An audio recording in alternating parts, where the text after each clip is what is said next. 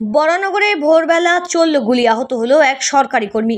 সাত সকালে নিজের বাড়ির সামনে আবর্জনা স্তূপে নোংরা ফেলতে গেলে অজ্ঞাত পরিচয়ের দুজন বাইক আরোহী মুখ ঢাকা অবস্থায় হেলমেট পরে আচমকাই আসে।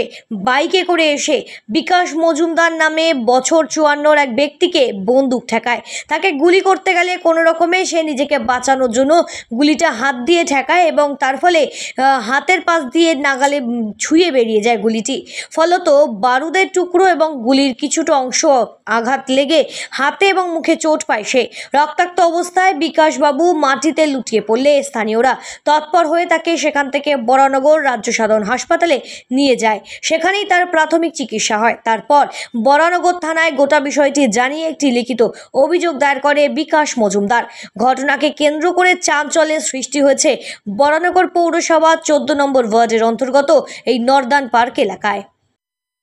আজকে সকালবেলা প্রত্যেক দিনের মতো উনি বাড়ির নোংরা ফেলতে এই সামনে একটা ভ্যাট আছে যান, আজকে ঠিক সকাল 6:25 নাগাদ ঠিক এই স্পটেই উনি নোংরা ফেলে যখন বাড়ির দিকে যাচ্ছিলেন তখন পেছন থেকে দুটো অজ্ঞাত পরিচয় যুবক একটি বাইকে, দুজনেরই মাথায় হেলমেট ছিল, তারা এসে তাকে সামনে দিয়ে গুলি করে। তখন গুলিটা তার এই পাশ থেকে যায়, সে তাকে নিজেকে আত্মরক্ষা করার জন্য এইভাবে সাইড হয়, তখন তার হাতের এই পাশ থেকে গুলিটা যায় এবং গুলি স্প্লিন্টার বারুদগুলো ছিটকে তার হাতে, গলায়, মুখে, চোখে লেগেছে। তারপর তিনি 6:30 নাগাদ আমাকে গিয়ে জানান যে এরকম ঘটনা আমার সাথে হয়েছে, আমার ওপর গুলিবর্ষণ হয়েছে।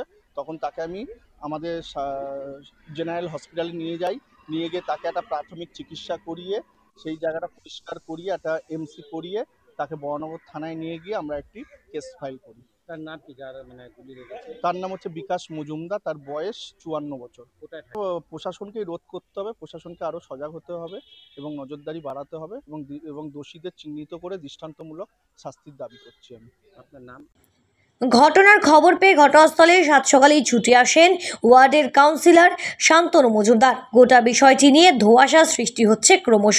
কী কারণে সাত সকালে নিজের ঘরের সামনে আক্রান্ত হতে হলো এই বিকাশ মজুমদারকে, এইটা কিন্তু দিনের আলোতে ঘরের দুয়ারে এইরকম বন্দুকটেকি আক্রমণ, ফলত এই কারণ নিয়ে আতঙ্কের সৃষ্টি হচ্ছে এলাকা জুড়েও।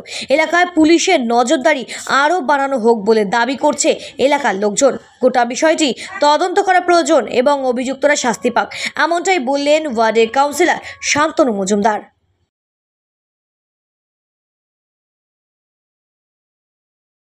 উনি 6:20 সময় বাড়ি থেকে ময়লা ফেলতে বেরান। ময়লা ফেলে আসার সময় দুজন এখানে দাঁড়িয়েছিলেন বাইকে, তার মানে বাইকের ওপরই সিটিং অবস্থায় ছিল, ওয়েট করছিল। তারপর বাইকটা সামনে দিয়ে নিয়ে এসে ঘুরিয়ে ফায়ার করে বেরিয়ে উনি ফায়ার করে, সে ফায়ারের সাথে সাথে সে হাত সামনে রেখে পড়ে যায় নিচে। তারপরে গুলিটা মিস হয়, কিন্তু বারুদের যে ছাড়রা আছে তাতে হাত, মুখ, ফুক টোটালটাই ফোসকা পড়ে রক্ত জমে।